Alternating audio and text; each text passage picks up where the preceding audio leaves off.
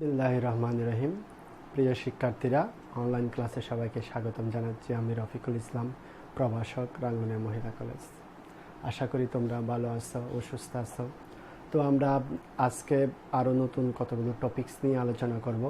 আমরা গত ক্লাসে গ্যাসের মোলার আপেক্ষিক তাপ নিয়ে আলোচনা করেছিলাম এবং গ্যাসের মোলার আপেক্ষিক তাপ কিন্তু দুই ধরনের ছিল। একটা হচ্ছে সিভি আর একটা হচ্ছে সিপি আর একটা হচ্ছে সিভি। এটা হচ্ছে স্থির চাপে গ্যাসের মোলার আপেক্ষিক তাপ আর এটা হচ্ছে স্থির আয়তনে গ্যাসের মোলার আপেক্ষিক তাপ। তো এগুলোর আমরা সমীকরণ পাইছিলাম, যেটা সিভি সমান কি dQ by m dT. M হচ্ছে মূল, ওই কোনো একটা সিস্টেমের মধ্যে কি পরিমাণ গ্যাস আছে সেটাকে মূল দ্বারা প্রকাশ করা হয়। এখানে এম হচ্ছে মূল, কত মূল গ্যাস আছে, 1 মূল, 2 মূল, 3 মূল, এই ধরনের মূল বোঝায়। তো সিপিও একই ধরনের রাশিমালা, ডিকিউ বাই এম ডিটি। তো এগুলো আমরা গত ক্লাসে আলোচনা করছিলাম। আজকে এই টপিকসগুলো আমাদের কাজে আসবে আমরা যদি এগুলো প্রমাণ করতে যাই। আমরা আজকে যে টপিকসটা পড়বো সেটা হচ্ছে যে অভ্যন্তরীণ শক্তির রাশিমালা। এগুলো দিয়ে তোমাদের পরীক্ষায় অঙ্ক আসে, সেই রূপ শক্তির রাশিমালা দিয়ে। তো আমরা একটা সিস্টেম কল্পনা করলাম। এই সিস্টেমের মধ্যে গ্যাস আছে, আদর্শ গ্যাস আছে এবং মনে করলাম এখানে মূল পরিমাণ গ্যাস আছে এই সিস্টেমের মধ্যে। আর এটা হচ্ছে পিস্টন। এই পিস্টনটা হচ্ছে ঘর্ষণহীন, অনায়াসে উপরে নিচে যাওয়া আসা করতে পারে। তাহলে এখানে আমরা যদি এই সিস্টেমের মধ্যে যদি ডিকিউ পরিমাণ তাপ দেই তাহলে এখানে আমাদের অভ্যন্তরীণ শক্তির পরিবর্তন হবে গ্যাসের অণুগুলোর। তারপরে এখানে বাহ্যিক কাজ সম্পাদন হবে, মানে আয়তনের পরিবর্তন হবে। আয়তনের পরিবর্তন হলেই তো বাহ্যিক কাজ সম্পাদিত হবে। তাহলে তাপগতিবিদ্যার প্রথম সূত্র আমরা কি জানি? তাপ গতিবিদ্যার প্রথম সূত্র কি? প্রথম সূত্র ডিকিউ সমান ডিইউ প্লাস ডিডব্লিউ। তাহলে এখানে একটু কথা লিখতে হবে। একটা পিস্টন, ঘর্ষণহীন পিস্টনের মধ্যে, একটা সিস্টেমের মধ্যে এম মূল পরিমাণ কি আছে, গ্যাস আছে। এখানে ডিকিউ পরিমাণ তাপ শক্তি পরিবর্তনের প্রদান করার ফলে অভ্যন্তরীণ শক্তির পরিবর্তন ডিইউ এবং বাহ্যিক কাজের পরিমাণ হচ্ছে ডিডব্লিউ। তাহলে হয় তাপগতিবিদ্যার প্রথম সূত্র হচ্ছে ডিকিউ সমান ডিইউ প্লাস ডিডব্লিউ। তো আমরা সমচাপ প্রক্রিয়াতে আমরা পড়ছিলাম ডিডব্লিউ মানে হচ্ছে পিডিভি। এটাকে যদি আমরা 1 নম্বর সমীকরণ দেই, তাহলে আমাদের যেহেতু অভ্যন্তরীণ শক্তির রাশিমালা নির্ণয় করতে হবে, তাহলে এই শক্তির রাশিমালাটাকে যদি আমরা প্রমাণ করতে যাই তাহলে এখানের আয়তনটা কি থাকতে হবে? স্থির ধরে নিতে হবে। তাহলে আয়তন যদি স্থির ধরে নেই, তাহলে আয়তন যদি স্থির থাকে তাহলে ডিবি এর পরিবর্তন মানে আয়তনের পরিবর্তন কি হয়? 0 হয়। তাহলে যদি গ্যাসের আয়তন স্থির থাকে অর্থাৎ ডিবি এর মান যদি 0 হয়, তাহলে 1 নম্বর সমীকরণ থেকে আমরা যেটা পাবো ডিকিউ সমান কি ডি। এটা আমরা সমায়তন প্রক্রিয়াতে পড়ছিলাম। কোনো একটা সিস্টেমে যে পরিমাণ তাপ শক্তি প্রদান করা হবে তার সবটুকুই অভ্যন্তরীণ শক্তি বৃদ্ধিতে কি হবে? ব্যয় হবে। সেজন্য ডিকিউ সমান কি ডিইউ। তো এটাকে আমরা 2 নম্বর সমীকরণ যদি দিয়ে রাখি, তাহলে আমরা গত ক্লাসেই পড়ছিলাম স্থির আয়তনে গ্যাসের মোলার আপেক্ষিক তাপ কি হবে? সিবি সমান ডিকিউ বাই এম ডিটি। এখানে এম হচ্ছে কত মূল গ্যাস আছে, এম মূল, 1 মূল, 2 মূল, 3 মূল, এগুলা বোঝায়। তাহলে এখান থেকে ডিকিউ সমান আমরা কি বলতে পারবো? CV m dT. তাহলে আমরা যদি এই ডিকিউ এর মান যদি আমরা 2 নম্বর সমীকরণে বসাই, 2 নম্বর হতে কি পাই? ডিকিউ এর মানটা আমরা কি বসাবো?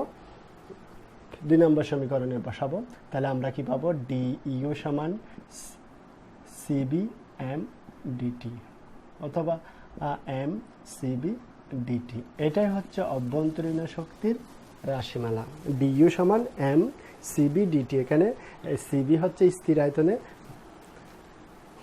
গ্যাসের মোলার আপেক্ষিক তাপ, আর ডিটি হচ্ছে তাপমাত্রা, এম হচ্ছে মোল, ডিইউ হচ্ছে অভ্যন্তরীণ শক্তির পরিবর্তন। তাহলে এখানের মধ্যে এই সূত্রটাও আমাদের অঙ্ক করার ক্ষেত্রে কাজে আসবে। আবার এখানে যদি এম যদি 1 মোল হয়, এখানে এম এর মান যদি 1 মোল হয়, 1 মোল গ্যাসের ক্ষেত্রে হলে 1 মোল গ্যাসের ক্ষেত্রে এম সমান কি হয়, যদি 1 হয়, তাহলে আমার এটাকে যদি আমি 3 নাম্বার সমীকরণ দেই, তাহলে 3 নাম্বার হতে পাই। তাহলে ডিইউ সমান কি হবে, এম এর মান যদি 1 ধরি, তাহলে সিবি ডিটি। এটাও আমাদের অনেক ক্ষেত্রে কাজে আসবে। ডিইউ সমান কি, সিবি ডিটি। যদি এম এর মানটা 1 ধরা হয়, 1 মোল ধরা হয়, তাহলে আমাদের সূত্র হবে এটা। আর যদি এম এর মান দেওয়া থাকে কত মোল, সেটা সূত্র হবে এটা।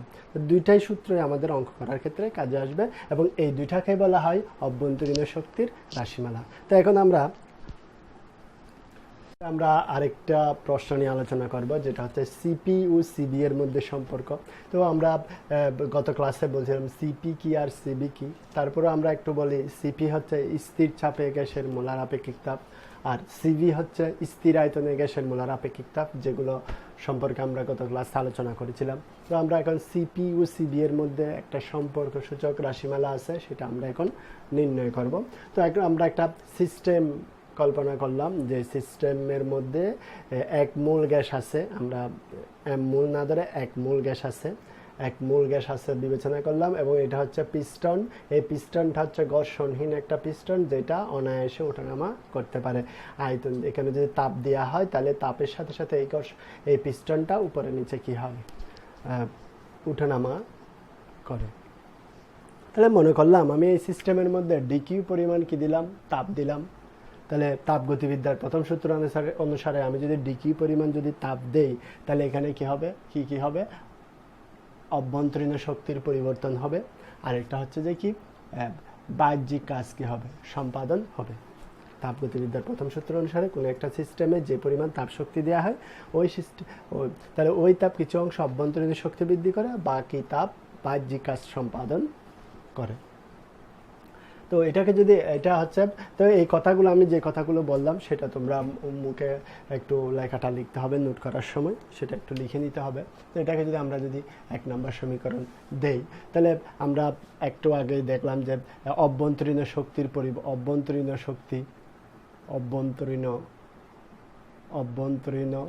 শক্তি ডিইউ সমান সিবিডিটি একটু আগে প্রমাণ করলাম। যেখানে একটা এম ছিল, এমটা 1 মোল ধরা হয়েছে, এখানে এম এর মান কত ধরা হয়েছে, 1 মোলের জন্য অভ্যন্তরীণ শক্তির রাশিমালা হচ্ছে এটা। এটাকে আমরা 1 নম্বর সমীকরণে বসা দিতে পারবো। তার আগে আমরা আরেকটা সূত্র জানি, স্থির চাপে গ্যাসের মোলার আপেক্ষিক তাপ কি হবে, সিপি, যেহেতু চাপটা স্থির বলছে, তাহলে ডিকিউ বাই এম ডিটি। তাহলে আমি এখানে এমটা মুছে দেই, কারণ আমরা এখানে 1 মোল বিবেচনা করা হয়েছে। তাহলে ডিকিউ সমান কি, সিপি ডিটি। তাহলে ডিইউ এবং ডিকিউ এর মানটা আমরা 1 নম্বর সমীকরণে বসাইতে পারলি। তাহলে 1 নম্বর হতে পিডিটি সমান ডিইউ এর মান হচ্ছে CV dT plus d W. তো আমরা এখানে ডি ডাব্লিউ সমান কিন্তু আরেকটা জিনিস লিখতে পারি, যেটা সমচাপ প্রক্রিয়াতে আমরা লিখেছিলাম পিডিবি। আচ্ছা, তাহলে এখন হয়তো প্রশ্ন থাকতে পারে, তাহলে চাপটা কেন আমরা স্থির ধরে, আসলে আমাদের যে সম্পর্কটা প্রমাণ করবে সেখানে সমচাপ হিসাব করতে হবে। এখানে এই সিস্টেমের মধ্যে এই 1 মোল গ্যাসের মধ্যে যে চাপটা তৈরি হবে, সেটা সমচাপ বিবেচনা করতে হবে। সমচাপ বিবেচনা মানে চাপের কোনো কি হবে না, পরিবর্তন হবে না। সেজন্য ডিডাব্লিউ সমান আমরা কি প্রমাণ করছিলাম, সমচাপ প্রক্রিয়া পিডিভি। তো এটা 1 নম্বর হতে, এটাকে আমরা 2 নম্বর সমীকরণ দিতে পারি। তাহলে আমরা যদি এইগুলা মুছে দেই, তাহলে আমরা লিখতে পারি 1 মোল গ্যাসের জন্য 1 মোল গ্যাসের জন্য আদর্শ গ্যাসের সমীকরণ কি, তাহলে আদর্শ গ্যাসের সমীকরণ, আদর্শ গ্যাসের সমীকরণ কি হবে? তাহলে এক মোল গ্যাসের জন্য আদর্শ গ্যাসের সমীকরণ হচ্ছে যে পিবি সমান আরটি, যেখানে এন ছিল, এন এর মানটা এক মোল দ্বারা হচ্ছে এখানে পিবি সমান আরটি। তাহলে এই সমীকরণটিকে আমরা যদি তাপমাত্রার সাপেক্ষে অন্তরীকরণ করি তাহলে কি হবে? তাহলে তাপমাত্রার সাপেক্ষে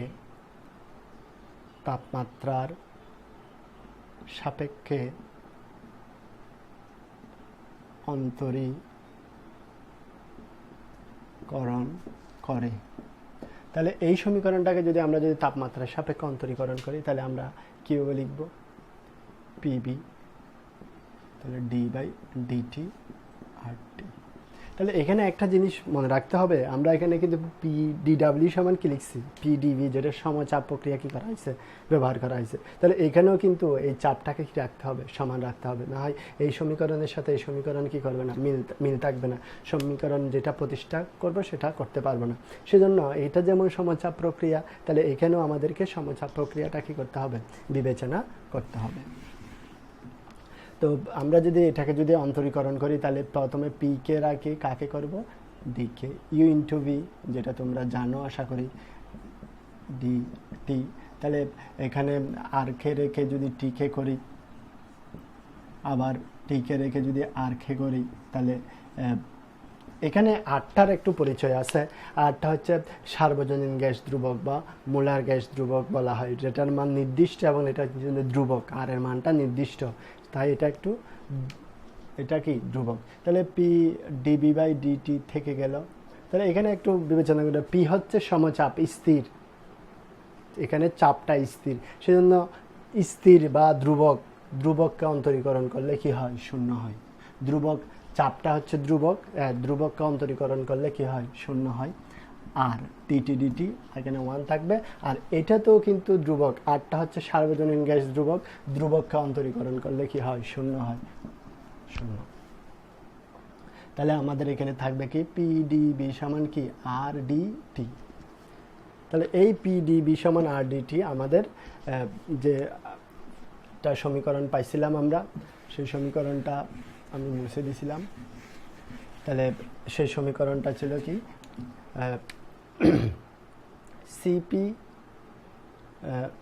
সিপি ডিটি সমান সিবি ডিটি প্লাস পিডিবি, এ ধরনের একটা সূত্র আমরা পাইছিলাম একটু আগে। এই সমীকরণে পিডিবি এর জায়গায় আমরা আর ডিটি কথাটা লিখব। তাহলে সিপি ডিটি সমান সিবি ডিটি প্লাস আর ডিটি।